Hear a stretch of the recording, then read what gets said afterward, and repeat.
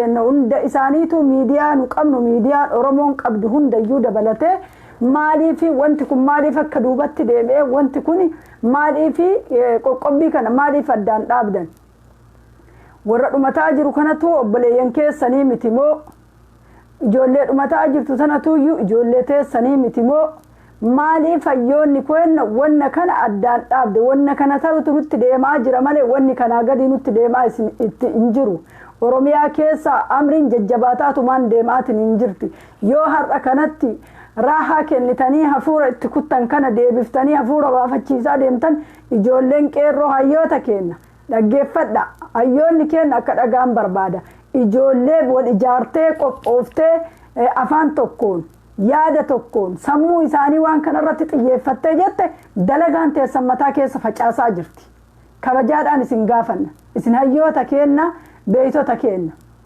waan hamaa isiniin hin jennu garuuyyuu wanta kana maaliif addaan kuttaniitiin addaan kutaa namicha kana eega somba isaa keessaa guban somba isaa baasanii keessaa darban malee somba isaa dawaan itti afuufaa itti deebisaa ijoolleen teenna dhumataa namichi irree jabeeffate itti gadi baya malee akka isin gootan kanatti hayyoonni kenna warroonni kanaan deemaatiin hin jirtan an ebalu isiniin hin jedhu warroonni wanna kanaan deemaa jirtan maaliifi dulli gabaa lagannaa kana hooggantoota teennatu hidhaa keessaa yaa'e moo hayyoota kennatu hidhaa keessaa ba'e moo ijoollee kenna kalikkii malee mana hidhaa dhabamee manni barumsaatitti oggoramte waan namni ba'ee jira moo namtichi warra har'a kudhan gaafatu 20 siifataa jira 20 irraa 50 siifataa jira 50 irraa 100 200 oofaa jira wannummaan isin namicha kana hafuura itti kuttaniitiin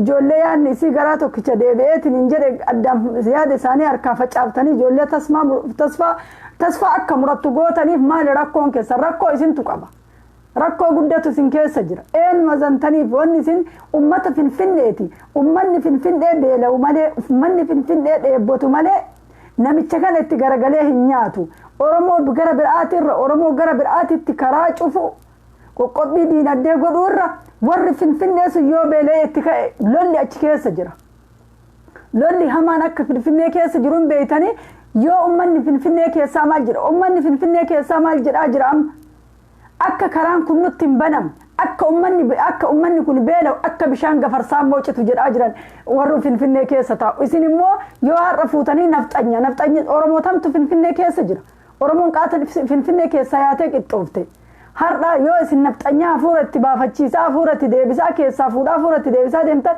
isaan waan qaban mara manatti qopheeffatan wanni kun addaan cituun qabaatu hayyoota teenna ijoolleen teenna dhumataa jirti isin addaan kunnaan kan isaan caalu ka duraa kan isaan caalutu itti dhufee jira ijoollee biyya keessatti ijoolleen teenna dhumataa jirti ijoolleen teenna miidhamaa jirti tumaan irraa hafaan jiru ajjeechaan isin irraa hafaan jiru wannummaan isin waan kana eegaltanii kaatanii duubatti deebiftanii maal yeroo martuu kanuma guyyaa 6 guyyaa 3 guyyaa 4 akkana dalagaan akka Jawaar Muhammad dalagee dalaga hayyoonni teen akkuma kinniisa mootiin keessaa ba'ee taatanii faffacaaftanii waan dubbattaniif waan gootaniif waan dhiiftanillee wallaalaa jirtan har'a maal akka ta'uuf ijoolleen teen dhabamteetiin tana buuteen isii dhabamteetiin bakka itti bineensi isii nyaata reeffi isii dhabamaa jira bar reeffi isii argataan jiranii bar ijoollee isaan fixan reeffi ijoollee tana bakka jiru dhabame bar kun isinitti haa dhaga'amu garuu waan kana gootaniif yeroo Jawaar yoo ofii dalagu san yoo ofii waan kana dalagu san Jawaar yoo qeerroon deemu san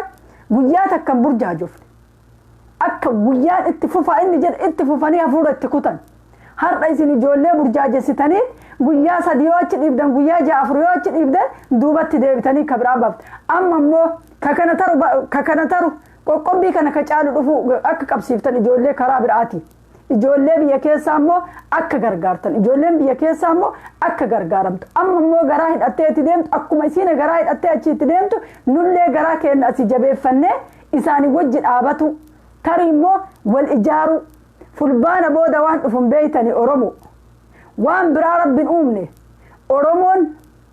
Oromoon Harargee tabilxiginnaa taate Oromoon Arsii tabilxiginnaa taate Oromoon Shawaa tabilxiginnaa taate Oromoon Jimmaa tabilxiginnaa taate Ta'iluu Abbaaboor tabilxiginnaa taate Tawallo keessaa bilxiginnaa taate Tawallagga keessaa bilxiginnaa taate kutaa mara keessa Boorana Gujii keessa bilxiginnaa taate akka isin dheeftu beekadha akka dhaamtan Oromoo kanniintu isin dhaya beekadha waraana biraatii miti ummata kanatu isin dhaya ummata kana keessa warra waraana adda bilisummaa Oromoo keessa ture sanaxaletu keessa jira warra dargii hojjetu jira cinqillaatuun baloo faa keessa jira kunniin guutuu warra isinii lolu akka Hangaasaa Ibrahim ka akka Mustafaa Jaarraa nama ijoollee keenya nama mataa qabu barbadeessu duraan dursee ummanni kun akka isinii lolu qophaa'aa eega waraanni Bahar Daar isinitti dhufu amma booda gaafa fulbaana 30 warra inni biyya alaatii guurate warra adda bilisummaa Oromoo keessa ture waraana warra dargii keessa ture waraana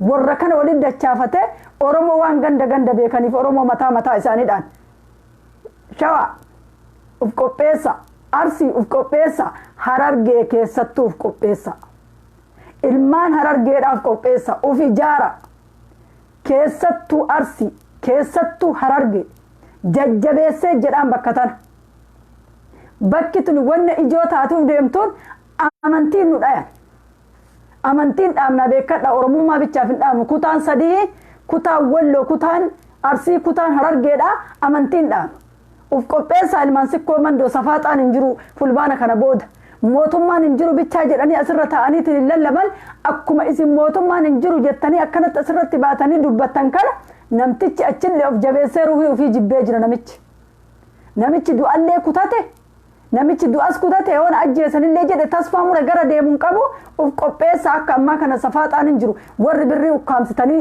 irra teettanillee birrii keessan kiisii keessaa gafudhadha dhalaallee shaanxaa keessan kadalaydanii galtanii shaanxaa keessan keessa gallaala dhiirrillee shaanxaa keessan laala qaldiin hin jiru Arsiin dhaamtee Harargeen dhaamtee Shawaan hin haftu kana beekadha Oromoo keessattuu Shawa akka amma calliftan kana dubbiin hin jirtu gaafa san eenyuun mataa dura dha'uu dhufan Shawaa isintu dhaama kabiraattu dhaaman seena yoo ammarraa itti qopheeftan malee namni dura dhaamee Finfinneen jabeeffamtee eegamtee qabamtu namni dura dhaamu uummata Shawaati kana beeka nama biraattu dhaaman seena duraan dursanii kaawwan amantiin balleessuuf deeman uummata Shawaa immoo gabrummaa jalatti dachaasuuf deeman lafa isaanii guutuu fudhatanii akka amma calliftanii raftan kana dubbiin hin jirtu ilmaan Shawaa uummata keessan ka biyya keessa warroonni gara jirtan biyya adda keessa jirtan warra keessan sochoosa qaldiin mootummaa kana bira jiraanatti fakkaanne akka dubbiin haasa'amaa jirutti dubbiin jajjabaataadha akka ijoolleen Tigraay waraanni Tigraay Oromiyaa keessaa ba'e kana Itoophiyaa gallakkisee Tigraayitti gale kana ilmaan gadheedha ta Oromoollee ta Amaaraa yaada Oromoo akkamiin barbadeessina jetti ta Oromoollee wajjumaan hin dhoofti kana beeka ta Oromoollee isaan wajjin nafxanyootu wajjin hin dhoofti maaliif garri tokko yoo Oromoo ta'e garri tokko Amaara ilmaan nafxanyaa nadheen nafxanyaa guuranii yoo haga fedhan abbaan Amaara ta'an haati isaanii nafxanyaadha kana beeka Arsii ilmaan sikkoo mandoo of qopheessa Harargee of qopheessa akka garatti bittinnooftanii dubbii diddan kana Harargee of eegaa isin keessattuyyuu namni biraa of qopheessee jira namni biraa warri biraa waan Shawaa keessaa warri biltsiginnaa ta'e akka Oromoo dha'u beeka Shawaa keessaa warri biltsiginnaa Jimma keessallee waan sabaaf sablammiin achi keessatti guddattee jirtuuf yoo namni harkaa waan qabaatin yoo namni ijaarameen jiraate Oromoo achi keessaa sabaaf sablammiillee barbadeessite Oromoon nu dhiifnu jettu iluun abbaa boorallee akkas haga takka yoo namni dandamatullee yoo ummanni Wallaggaa dandamate malee Oromoon biraas keessatti hin dandamatti jedheen eeguwan naannawa sawwaa adda bilisummaa Oromoo jiruuf haga takka ummanni Wallaggaa gaafa waa ka'an isaan hin dandamatan garuu Oromoon biraa calliftee teetu takkittiin isita dandamattu hin jirtu Shawaa gara deemtan hin qabdanii ka'a lafa dubbiin akka amma calliftanii teettan kanaa miti gara deemtan hin qabdan garri sochootanillee hin jiru akka amma ofirra dhiiftanii abiyyi jettanii abiyyiin faarsitan kana dhalaan biyya Arabaa kana keessa jirtanillee dhalaan abiyyiin faarsitan hin jirti ijoolleen Shawaa likkii malee warri gabrummaa abiyyii miti amma dubbiin nafxanyaadha abiyyiin biraa ka'a dubbiin Daani'el Kibratiin fa'atu qeessota mataa gugurdaa kanama sodaachisu santu mar'aa jira Itoophiyaa nama biraatii miti kana beeka kana waan ta'eef cadhiftanii rafuun ima isiniin taane ka'a yoo ummanni ka'e wajjin ka'a. Akka amma ruhii kokketti tooyibaa kokketti galte kana amma inni wixxisu kana dhugaa isinitti fakkaatina. Mootummaan yoo kufu martuu akkasuma wixxisaa ture bar. Wayyaanee illeen akkanumatti wixxisaa turte gaafa irraa kufuu heddusan akkuma inni ta'u akkuma abboonni isaa ta'an ta'a inni illee. Akkuma abbaan biddeenaa ka isaa warra abbaa biddeenaa isaa ta'aa ture wayyaaneen ta'aa turte inni illee akkasuma ta'aa jira. Kana waan ta'eef of qopheessa. Hayyoonni kenna waan amma booda eegaltan guutuun keessan dubbii ji'a lamaaf ji'a takkaa tana biruma tara. Dubbii guyyaa 5-6 tana ittuma dhiisa. Guyyaan akkan beefkanne itti fufuu qabaata. Marti keessanuu gandaan wal ijaara arsiin akka arsiititti. Harargeelleen akka harargeetitti ganda keessanii wal ijaara. Qophaayaati eeggadha. Inni yoo danda'e namni balleessu kutama lamatti kutaa walloo yaadaa diina keessa jiranii diinuma dhoofsisaa kutaa lamatti xiyyeeffateetumaan ta'a inni wanni waraanni irratti labsameetiin akka gaariitti waraanni irra taa'uuf. Warri gabbayeetiin wajjin isa wajjin isin barbadeessin arsii jedhu kun illee bar yoo waan godhullee dhabe yoo galeellee loluu baate mallaqa ergaa bar. Akka mallaqa ergu beeytanii kana beekaati ilmaan Oromoo hundi keessanuu kutaan 11 of qopheessuu qabaattan. Of qopheessuu qabaattan. Waan isin galuun beeytan waan isin dhufuun beeytani. Namni odoo karaa nagaatiin silxaana kanarraa bu'uu barbaade qaatarraa bu'a namichi kun. Mircaan hin eegu. Mircaan akka hin jirreen beeka. Dhaabni Oromoo guutummaan hidhaatitti oggorame eenyu wajjin tawadaaddara. Eenyu jira dhaabni Oromoo eenyu ta'ala jira mircaa maaltu jira. Mootummaa seeraan alaa kana mootummaa fulbaana booda humnaan irra jiraadha jedhu kana akka isaan taane godhuu qabaatte Oromoon bakka jirtan mara hidhatte. Qaldiin hin jiru warroonni amma as keessa jirtan warroonni ijoolleen keessattuu ijoollee arsii ila mallaqa irra teettan dirqama isin dhufaa jira baasu. Mallaqa ukkaamsitanii irra teettan giddiin isin baasisiisu eddam qaldiin hin jiru. Kana beekadhaati garaa keessanii dhadhaati eeggadhaa wanna maraayyuu wanna dhufu gandi tokkichi hin hafu. Nafxanyaan akka jiruun masaaraa gugurdaa hidhattee teetti bar. Mana isaanii boolla jalaa yoo qotanii ilaalan namichi tokkochi qawwee 3 qaba. Anufii kiyyaa beekaa dalagaa nafxanyaadha waan isiin guutu. Namni tokkichi qawwee bifaan ayinataan awwaalatee mana keessaa qaba. Warri mana nafxanyaa kunni. Kana waan ta'eef arsiin ijoollee arsee ta biyya alaa jirtan ta biyya keessa jirtan biyya dawlaa arabaa jirtan ta biyya Awurooppaa keessa jirtan salphinni isin tuqa. Haga takka yoo ruhii qabaatanii ummanni shawaa kunillee xiqqoo ta'u waa harkaan dhabanii waan qawwee garuu arsiif harargee keessattuu isin keessattuuf qopheessaa isin namni mata iyyensa malee namni keessan iyyuu malee ka waaqaa qullee waa arrabsuu malee takka faayidaan qabu asirraa ol baanii iyyuu achi. Waan takka namni tokkichi waan qabdan gurguradhaati qawwee bitadha waan qabdan gurguradhaati rasaasa bitadha jedhanii waan ofii nyaatee buluun qabu namni maal gurguratee maal bitata. Geegiddi dirqama gargaaruun uummata Oromoo kutaan gargaaruun dirqama keessan. Maaliin waa bitatan wanni nyaatan hin jiru sa'aatii kanatti namni wanni bishaaniin dhuguun qabu ji'a kanatti namni maaliin waa bitata. Qarqaara uummataa Harargee ijoollee keessan ijaara. Wareegama kafaluun beekamaadha. Namichi nama fixaa ruhii ofii irraan dheeba'een nama fixa gara deemu waan hin qabneef inni du'allee kutatee jira. Yoo jiraadhallee nan dhiisan waan jedhuuf kutate du'u. Ka amma wanni garaa dhiibee sibiila garatti naqatee dhiibu kana dhugaa seetanii. Kana waan ta'eef hundi keessanuuf qopheessaa. Tarii immoo amma booda hayyoonni teenna hooggantoonni teenna ta'a waan kanaan deeman wanna kana guyyaa isaa beeksisuu dhabuudha. Guyyaa beeksisaatumaan harka jalaa fudhataa harka jala deebisuu harka jalaa fudhataa harka deebisuu ruhii ijoolleetiin hin taphatin amma maaltu deemaa jira. Ijoollee bosona keessa qabamtee guuramaa jira haga isin rabaafachiiftan guyyaa lamaan kan. Ijoolleen bosona keessatti dhokattee jalaa deemte bosona keessa deemanii guuraa jiran bosona keessaa guuranii ijoollee hidhaa jiran fixaa jiran. Ruhii ijoolleetiin hin taphatina. Ruhii ijoolleetiin hin taphatina. Ijoolleen harkatti hin fixina. Warroonni waan kanaan taphatanii nafsee ijoollee tanaatiin taphataa jirtan isinillee seenaan isin gaafata seenaa jalaan baatani. yoo uummata Oromooti ka yaaddan ta'e.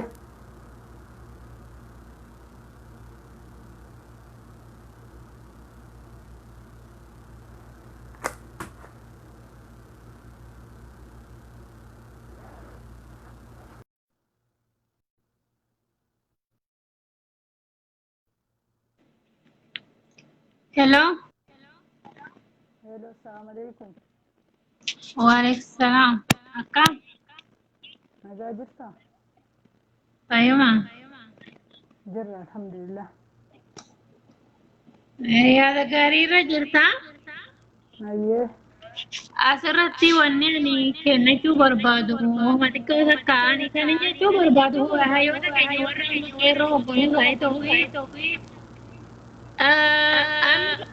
akka arsiittis akka baay'attis akka jimmaattis akka wallaggaattis qeerroon lakkoofsaan jechuun nama kuma dhibba lamaa dhibba tokko ta'ee ta'u akkuma waraana hidhachiisu waraana gurmeessu hojii keenya. Tooftaan ammatti deemamaa jiru yeroo wayyaanee sabbaasanii hojjechuu abiyyi maal isaan gaarii sun illee waan ajaa'ibu akka ta'e diinagdeen cabee Itoophiyaa Itoophiyaa masaraa keessa qofa kan barbaadamne.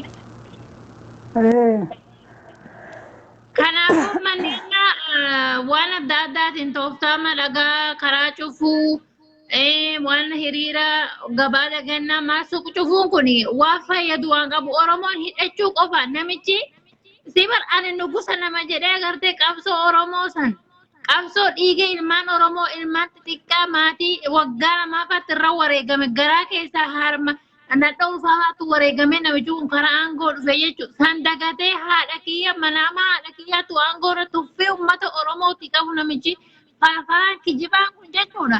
Akka sadee shiree ilmaan Oromoo irra xaxeeti nugusa naan jette inni siidaa Minilikii fi siidaa Haayile Sillaasee dhaabuu jechuun baran sirna saniin deema jechuu waan biraa miti. Eka maalin murteeffatee lafa kaa'ee yaada uummata Oromoo itti cufate tooftaaf kana godhama jedhan sadarkaa kana ga'e bara Oromoo. Egaa kanaafuu namichi kan uummatni Oromoon gaagartee garaan bal'ina sagalee sirreessi jedhanii sagaleen kiyya sirriin jiru. Laa sagaleen hin jira. Sagaleen isin dhaga'amu. Sirreessi jedhanii beeku gaahii. Kanaafuu jechuudha wanni jechuu barbaadu fakkeenyaaf amma akka arsiittis.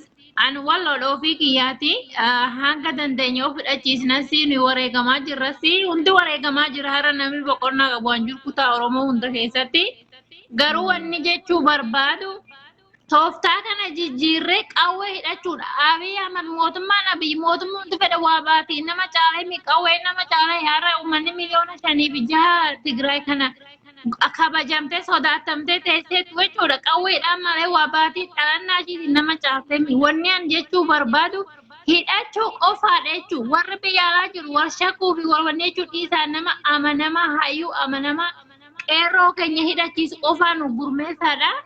Uummata maallaqa baankii kaachuu dhiisa. Baankii maallaqa kaachuu jechuun Abiy Ahmad agartee dhukkee sanarraa kaasee xiyyeera isaatti bitate jechuun har'a baankii kan Juwaar Muhammad kaa'ate inni jechuudha xiyyeeratti bitee farra isaasa nyaachisaa jira ilmaan Oromoo siniif namaani. Kun beekamaadha Jawaariin yoo himaa jiran yeroo meeqa yaaliin hojjechaa irra godhame Jawaariin. Biyyo bilisummaan argame birriin kana booda birriin hin qaqqabde jechuun yoo Oromiyaan bilisa baate birriin keessun biyya keetii jechuudha. Sinii galee kutaa wal qoodu warri asirra deemtanii amma suuraa biyyirra kaatanii suuraa badhaadhinaa jettanii irra kaatanii Oromoo irra duulaa jirtan kuni boru eenyu wajjin anna ajaa'iba wajjin itti deemee ilaalu wayyaaneen isaan gogadhiiseera jechuudha. Eenyu wajjin fuula dura keessan eenyu wajjin teessan Abiy inuma kufa jechuudha yoo bushee saaga bushee inuma kufa garuu warri asirra deemtanii Oromoo arrabsaa jirtan. Dhiiga Oromoo isa ijaan agartanii lafeen Oromoo isa cabaa jiru isa ijaan agartanii wayitti Abiy wajjin jirra jettanii afaan Oromootiin barreessaa afaan Oromootiin dubbachaa nama qaafessan jechuudha har'a diinni warri akka Silxee warri akka Somaalii warri akka Maalii Abiy Ahmad isa argaa jiranii uummata Oromoo wajjin dhaabachaa jiran. Masqaa uummanni kun ofii aangoo dugda baatanii aangoo masaraa geessanii zooree isaan nyaachi jira jedhanii ofii ragaa ba'uu jiran garuu isa warri afaan Oromoo dubbachaa dhiiga Oromoo irratti agartanii miira keessanii laaqachaa jirtan kun isa of qusattanii gaarii. hayyee nama biraa seensisamee galatoomii yaada kee kana dhagaa jiranii nama 64 keessa jira dhagayanii jecha kee kana dhaggeeffataa namni viidiyoo namaallee booda hayyee galatoomii ati yaada kee asii uummata Oromootii kennuuf galatoomii nama biraa seensisamee amma namni biraallee yaada isaan qaban irraa fuuna. Galatoomna fedhuu keetii bisi ani dhumarra wanni dhaamsachuu barbaadu akkuma amma qeerroon Oromoo miliyoonaan talakkaa'ame jechuudha. Akka arsiitti lakkoo isaan namni abille yoo xiqqaate nama 200 akka arsiitti baalee keessaa nama akkana yoo godhame malee amma wal hidhachiisuun kunis afaan qofaa ta'ee faafaa jira sii galee wal gurmeessine warri biyya alaa jiru gurubbii takkaa irratti wal quba qabaannee uummata hidhachiisu uummanni afaan qawwee fuula adda isaaniitti kennanii ilmaan qacalee booru agartee biyya bulchuu danda'a warra akka Hacaaluu warra akka Jawaarfaaf jala dhabaa jirra jechuudha. Kanaafuu sababii maafuu akkuma amma jaalmaroo bosona keessa jiru akka arsiittis akka harargeettis akka jimmaa akka shawaattis wanni qeerroon keenya nama 200 kutaa kana keessaa baasame jechuudha. Waraana ijaaruun nurra jira jechuudha. Waraana ijaaruun kutaa keessaa baasnee qeerroo lakkoofsa 200 abiyyoodha. Ba'aan kana yaada kooti yaada mataa kootiiti hojii keenyaadhaatti hojjedha jechuudha. Warri hayyuu jettanii warri qabsaa'oo jirtanii. Warri OMN irras waan amma karaa cufuu fi wanni uumti kanaan nu dhufu an jiru jechuudha. Kanaafuu karaa cufuu fi gabaa daggannaan nu taa'u qawwee kan hin jedhu. Hayyee galatooma obboleettiiti yaada kana kenniteef galatoomii hayyee. Yaala galatoomii. Hayyee galatooma.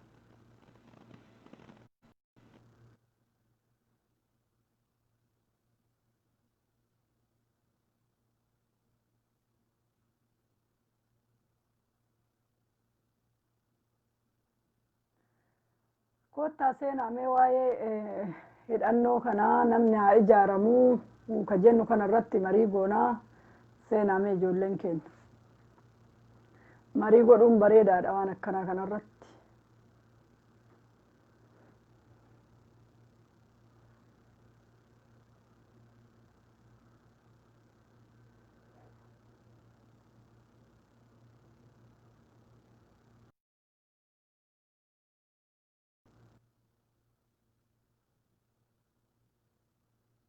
السلام عليكم.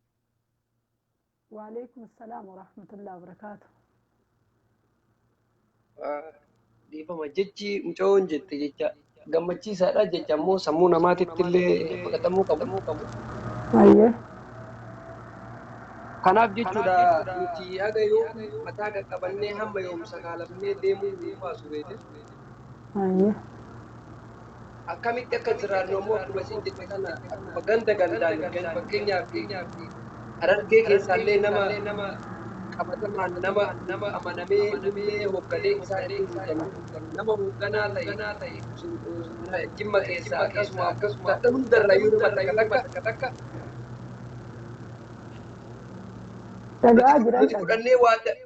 nuti fudhannee waadaa jirtu waliin seennee hirmii jirtu waliin ciniinnee ijoollee galaafatoo otoo hin taane waliin galaafatamuu qabna beekte. Fakkeenyaaf ani mallaqaan biyyoota Awurooppaa keessa taa'ee birrii 10 kennee lubbuu jaraa baasisuu otoo hin taane bakka jarri dhufan qaama akka nama mana ijaarratu akka nama jireenya guddaa dalaguu sanitti yoo biyya qabsoo irratti qabsoo namuu socho'uu danda'u yaade. Wal kijibnee ammoo wal gaggalaafannee hololaan waan hin taane ilmoolee xixiqqoo karaa irratti kunnee hamileen ta'inallee muruu nu harkaa jiru warroota afaan deemanii jala deemanii warra jiruun isaanii isin haqqi wajjin daandee keessa qabu waan qabu. Kanaaf wanni amaanaan guddoo walitti dhaabnu akka nama obboleeyyan haadha takka keessaa gadi bahee nama hiriyyaan abbaa ofii haadha ofii hiyyummaa keessaa baasuuf qabsoo tana ilaallee keessaa baasuuf yoo ammoo akkasitti illaan kataatu taatee fakkeenyaaf haadha kee mana gaarii qabeenya gaarii seentaani akkasuma ammoo nama qabsoo kana keessa dhawuu keenya faana waree afaan harka kiyyaan qaama keenya waliin jiraachuu qabna. Hayyee bareedaadha yaanni ati jette illee bareedaa odoo danda'amee yaada namni martuyyuu waan akkasiisan inuma kajeelaa ilmi namaa dhaynee kana wajjin taana jedhanii inuma yaadanii garuu waan yaadan san illee rabbiin namaa guutu garuu anamma wanni tokko beeyta irra caalaa namni ijoolleen biyya keessaa tunniin ijoolleen biyya keessaa ganda gandaan hidhattee hidhaataa kanallee mallaqa baasaa kanallee inuma ijjina yenoo bara guruppii ijaaraa wal ijaaraa irratti illee inuma ijjan hin sarman irra caalaa namni galee hidhatu fakkeenyaa tamma galee hidhadha jette yookaan hiriyoota kee fudhattee deemtee galtee hidhattee waraanatti seena yoo jette yegiddi Oromoon asii dirqamaan nama achi lolatti seenu san nama achi hidhannotti seenu san wajjin dhaabatu qabaatti argaa jirra guruppii keessa yoo seenan hin seenan akka waan du'aayii nu godhaa isaan hin jenne du'aayii fa'a nu godhan achi keessatti yoom du'aayii rakkanne du'aayii irraa hajaa hin qabnu nama haa gargaaraniif nama keenya bira haa dhaabataniif guruppii jedhamee guruppiin hidhama malee isaan yaadni isaanii yaada biraati waan biraa haasa'anii odoo wanni fedhee bagalee mallaqan kennan mallaquma kanatu ruhiin akka mallaqa kan kaagaa fuuraati gabbaanii ol deebi'aniitiin dhabamaa jiran kan odoo argan mallaqni akka du'aa kanatti garaa nyaata nama keenya nama ofii bira dhaabatuun barbaadan gaggalaniitiin loluu irra mee ijoolleen biyya keessa iyyuu hin jirti waan kana wal ijaaraniitiin mallaqa qopheessuu irratti sochii kanarratti godha sochii kanarratti wal amansiisa namni keenyan sarmu sareen nu nyaatu wedha wallaahi namni nafu in argita biltsiginnaan arsii keessaa biltsiginnaan harargee keessaa tunniin illee biltsiginnaan oromoo kutaa tokko keessatti abiyyiin dhaabate tunu guutuun gaafa san oromoo beeytu oromoo nafsee qabdu mataa isii dhoofti kamaniidhaa jirullee baaftee rashantu fulbaana booda homaan jiranii namni hunduu hin beeka namicha kana wajjin tawaddaru hin jiru mana hidhaatitti oggore warra isaa wajjin tawaddaru mana hidhaatitti oggoramee jira een wajjin falmii waliin godha namichi kun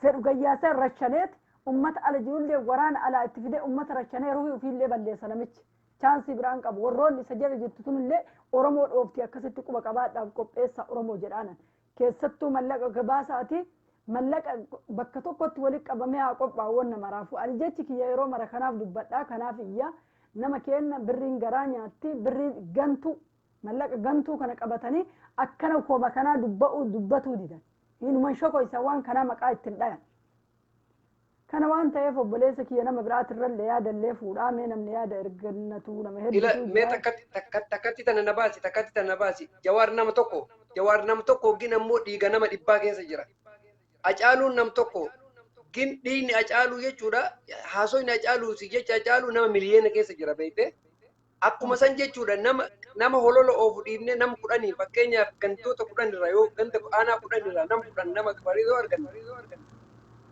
dirqama nam sanii nam 10 sanirraa kaka'e ittiin deema malee motorri tokko yoo sochoosi wanni takkarratti yoo socho'in ammoo namni waan takka motorri tokko baabura tokko oofuudhaaf shifeera qabaachuu qaba shifeerri kun ammoo eenyuun akka ta'e haqiiqa akka ta'e akkuma jawaabtiin daldalaaf dalagatti ka'ee qabsoo gadi dhaabee har'a ammoo jiru tana asiin ka'ee buqanaa uummata kennaa deemu kana nutis haddan dabarraa nuti addunyaa tanarra ittiin deemne nutu har'a yookaan booltarra waan seenaa wayii galmeessee deemuu qabna.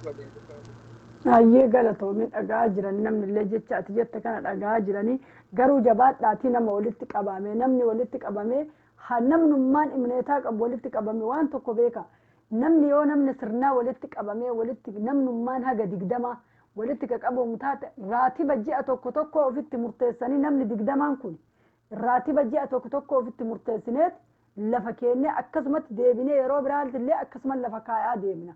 wanna kana jabaadhaatii itti yaadaatii hundi keessanuu namni akkuma quba wal qabdaniin ijoollee imneetaa qabdu ijoollee harkaan waa baasuu jaalattu baasii nama qarqaaruu jaalattu ijoollee shamaraallee itti dubbisaa akkuma beeytanii nama maraayyuu walitti qabaatii yeroon kun yeroo ta'anii socho'uu qabaatan amma yoo balaan tokko ka'e qabeenyi keenya sun hin jira jedhanii yaadanii ham namtichi birrii baankii keessa jirtuun baasisiisu ummata oggoraa jira jedhanii kanallee namni birrii baankii qabullee birrii baafatu neetu jedhanii kana beekaatii ijoolleen keessattuu ijoolleen shamara odoo dalagattu taalaalaan baafne jira sarmitee nama wajjin keessuma seentee hafuurri isiin dhagaamne jira guruppii keessa teette waa takka kana waan ta'eef jabaadhaatii bakka mara haala kanaan haa sochoonu haala kanaan quba wal haa qabaannu isiniin jedha nama biraatii kennamee namni gaafataa jira yaada kanarratti nama galatoomii rabbi fayyaa si haa kennu jajjabaadhu amilee gaariirra jirta Amillee ta'e rabbiin galmaan haa ga'u siin jedhan. inshallah atillee galatoomii rabbiin bilisummaan waa fidu wajjuma.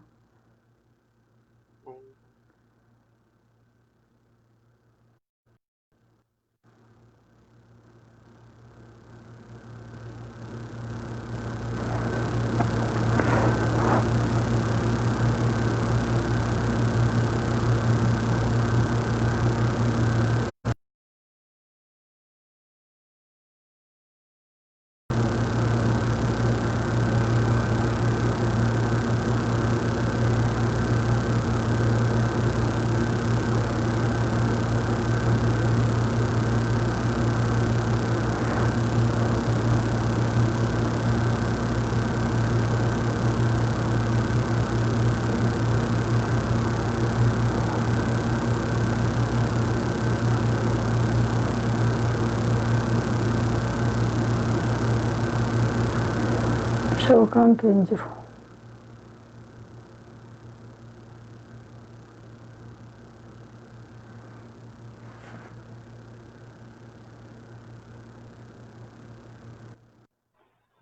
Halo. Akkami? Nagaa. Ayyee galatoomii bareeda jirta? Ayyee. Yaada gaariirra jirta yaadni asirra jirtu waan bareedaadha waa'ee qawwarra jirta? Takkasiidhaan galatoomii jaa kanaaf Oromoo bakka jiru wal dammeessee hara hidhannoo deemuu qaban jaa.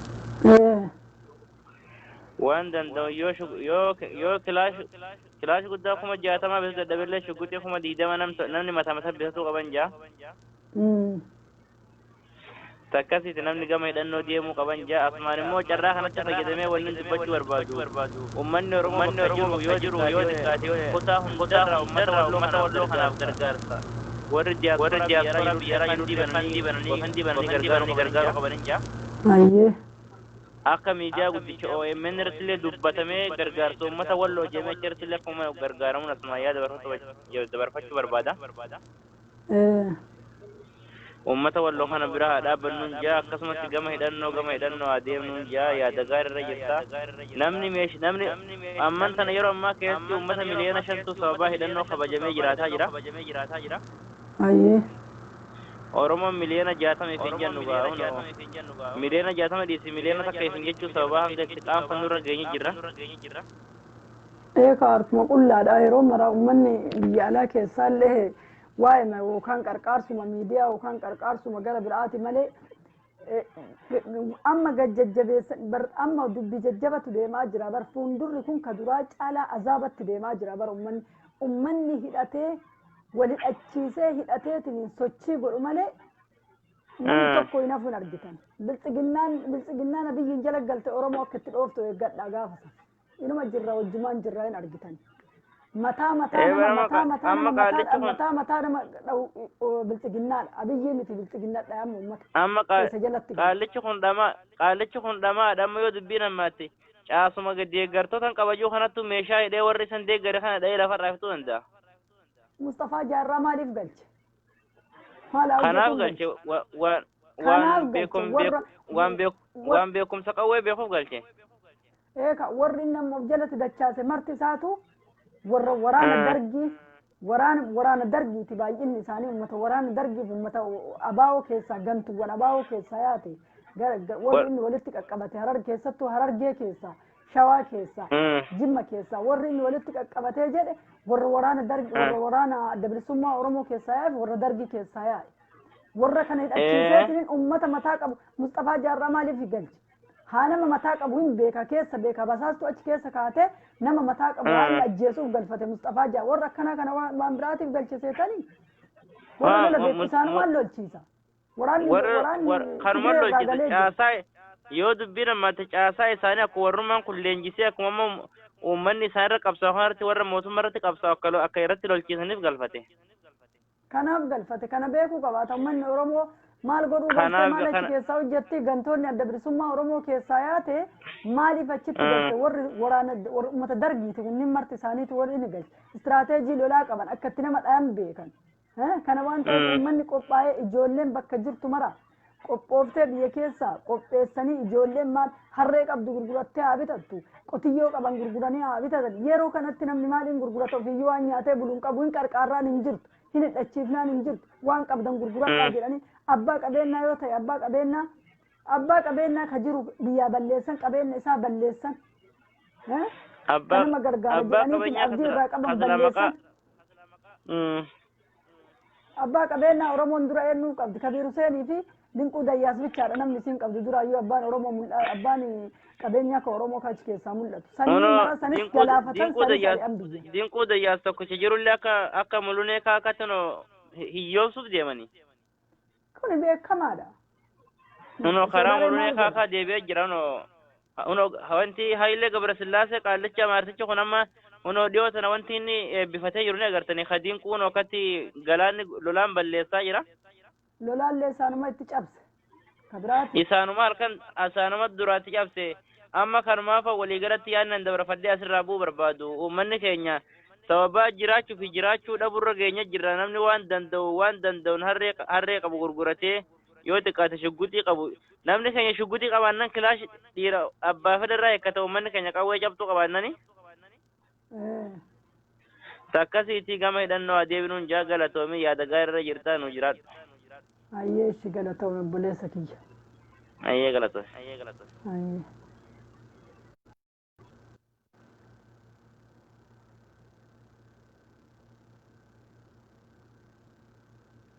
Namni biraa namni yaada qabdan.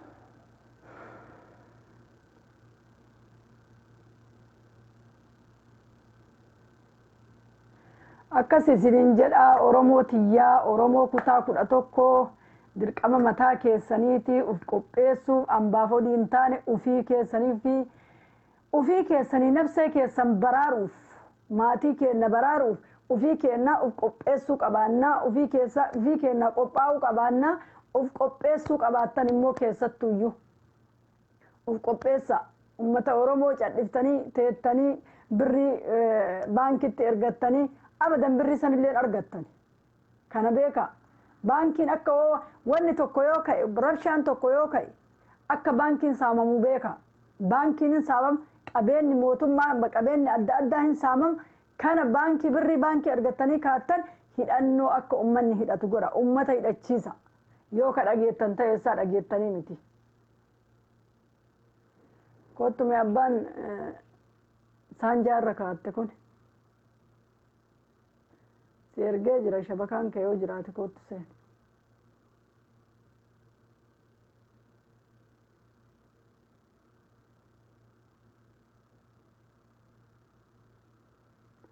shabakaan qabdu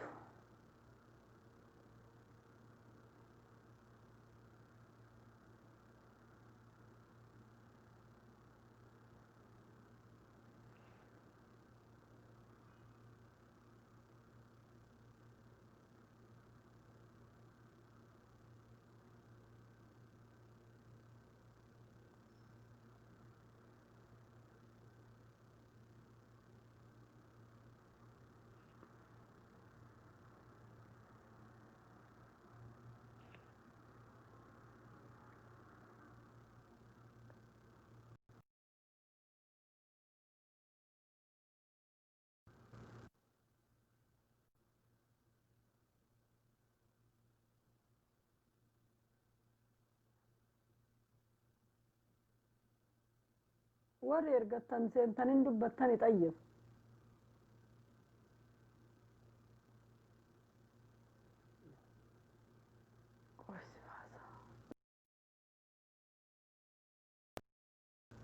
oduu warra jiru dubbatu dida sagaleen kiyyan jiru sagaleen ka isatun seenini malee sagaleen kiyyan jira natti fakkaate sagaleen kiyyan jira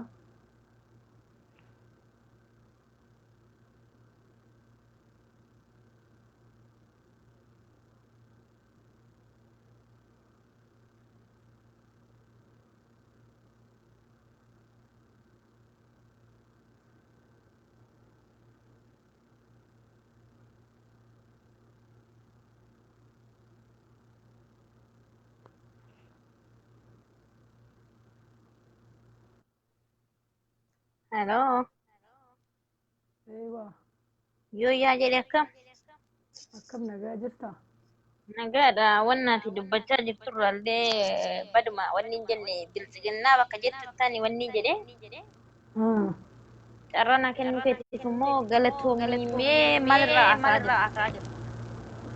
Maalirraa haasa'aa jirta yoo jettee uummanni keenya harki isaanii qullaadha.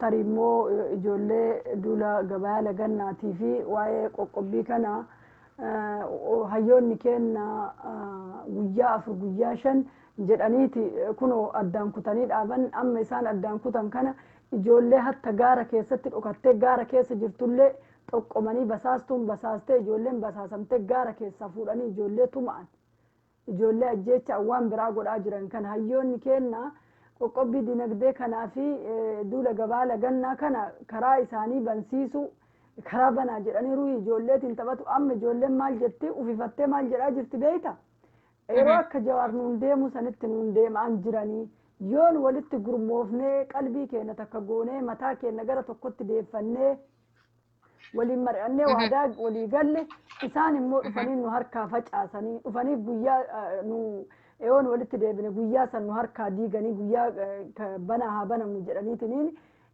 waan kana nutti yoo fidanii jira ayyaanni marti nu harkaa yaada biraa keessa seenaa nama godha yoo isaan nuun taphatan kana jetti ijoolleen tarii immoo wanni deemaa jiru waan jajjabaataa waan ulfaataa waan ta'eef namni uf qopheessuu qabaata kutaa jiru mara keessatti hiika jedhu yaadni kiyya. Dhugaa keeti iddoo kanatti balballi namni abbaan banaatti gatee biraa ba'e wanna hedduu seenaa addaggeen illee ni seenti sareen illee ni seenti. Johaar jechuun Johaari balbala isaa osoo hin cufatin balbala isaa irraa ba'ee balbala isaa miidiyaa isaa irraa ba'ee Oromoo irraa ba'ee qeerroo irraa ba'ee. Sila kanaafiyyuu akkuma ati jette basaastuu hedduun nu keessa jira warri kaleessa Oromoo jirra jedhu har'a nu jala garagaranii dhiiga qeerroo teenyaa dhiiga hayyootii dhiigota qarree gadi dhangalaasanii har'a reeffi ijoolleen mana nafsiidhaan baatee reeffi manatti nu deebi'aa jira sa'aatii ammaa kana jechaadha. Sila kanaafiyyuu wanni nan jedhu Oromoo kan bilisoomsu tokkummaa fi hidhannoodha. Uummanni teenya harka duwwaa jirti. Uummanni teenya dhagaadhaan lolaa jirti. Dullaadhaan lolaa jirti. Nun immoo warri fagaannee jirru kuni warri xiqqooshii immoo biyya sanarraa kan jiru nummoo warri xiqqooshii jijjiirama guddaa qabnu xiqqooshii kan qabnu fooyyee qabnu haala dhaabbachuu. Gargaaru anillee akkam ati Oromoo Arisiiti, ati Oromoo Baaleeti, ati Oromoo Shawaati, Oromoo Jimmaan hin jiru. Oromoon tokko bilisoomuun wal faana bilisoomudha. Oromoon tokko garboomuun hunduu wal faana garboomudha beektee? Garbummaa Oromoo kutaa 11ti. Bilisummaa Oromoo kutaa 11ti. Sila kanaafiyyuu wanna qabnuun piliis ani wanna isin jedhu yaa Oromoo wan kiyya warri miidiyaa kanarratti illee takataatalaatii jirtan nu ordofaatii jirtan qabsoon feesbuuk irratti gadi baanee qabsaa'uun faayidaa hin qabu. Anis feesbuuk irratti nan qabsaa atis ni qabsoofta yoo maallaqaan diinagdeedhaan uummata teenya faana lammii teenya faana dhaabban har'a warri rukutamanii barii wallaansa dhabanii madaan isaanii raammoon keessaa gadi yaa'aa jiru jira bar. Dhugaa keeti meeqa kamtu jira lakkaa'ameen dhumatu. Yaa sila kanaafiyyuu kan du'e awwaallachaa kan rukutame kan nurraa miidhame wallaannachaa sila kanaafuu qabsoo keenya itti hafumnu Oromoo duuti duubatti hin deebisu rasaasni duubatti hin deebisu Oromoon gootummaan afaaniin bichaa miti. Dhugaa keeti gootummaan afaanii maal abbaan fedhes goota ofiin jedha gootummaa afaanii. Ta'uu baannaan galleetuma dhumna. Eenyumtuyyuu biyya keenya dabarsinee kenninee garbummaa kaleessaa san keessatti deebinee keessatti kufuu hin barbaannu. Gallee dhumna nullee kana gallee dhumuudhaaf qabxiidha. Maaliif seete itti qophoomnee jira qophiidha nu. Maaliif xiqqoo ishii iddoo kanatti basaastuun Oromoo fakkaattee mootummaa fakkaattee uummata teenya miidhaa jirtu. Amma bara Oromoo miidhaa ajjeesiseete. poolisii Oromiyaati bari ijoollee keenya kan miidhaa jiru kan ajjeesaa jiru. Engadda Arsii fi Harargee keessatti akkasitti ijoollee dubara tumee akkasitti gudeedee jedhe ijoollee Jimmaati. Ijoollee Jimmaati jedhan ijoolleen akkasitti baay'inaan ijoollee sanarra akkasitti taphate sun. Jimma jedhan malee waa'ee Oromoo ta'anii kunniin Oromoo miti bar afaan Oromoo baratan. Meeqa kam afaan Oromoo barate. Afaan Oromoo. Mee amma maqaa Jimmaa kanaan Feesbuukii banatee as jalatti olola hedduu kan obu. Abiibteeti jennu Jimma keessaa qabsaa guddaa qabna. Ijoolleen Jimmaa har'allee akkatti gadi baatee fincaan illee fincooftu dhabaa jirti. Kan Oromummaa dhugaadhaaf gadi baatee falmachaa jirtu. Kanaa miti ka ijoollee Jimmaa sabboontota dhugaan Oromoo taate hidhatti guuranii oggoramtee jirtiin tumamtee tumaa namni tumamtee ijoolleen Jimma.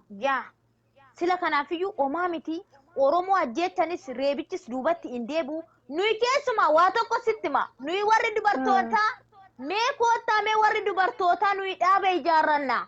Gofendii bananna.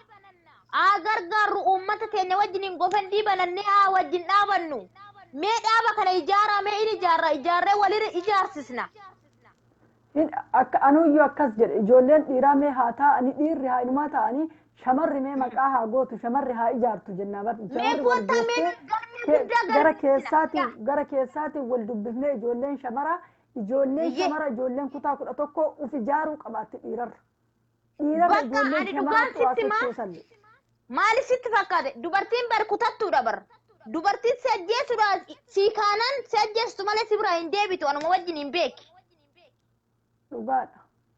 Sila kanaafiyyuu nuyi murannoo keenya kutannoo keenya warri shamarranoota gofendii banannee uummata keenya wajjiniin dhaabbannee hidhannee hidhachiistu kuni basaastuudha tuni asaastuudha jedhin waree bichaan homaa hin godhu haa dhaabbannu of haa ijaarru maaliif seete Harargeen fi Arsiin irra yoo diina ofirraa deebise nuyi ittiin korra ittiin boonna Oromoon kutaa 11 nuufiyyuu maqaa keenya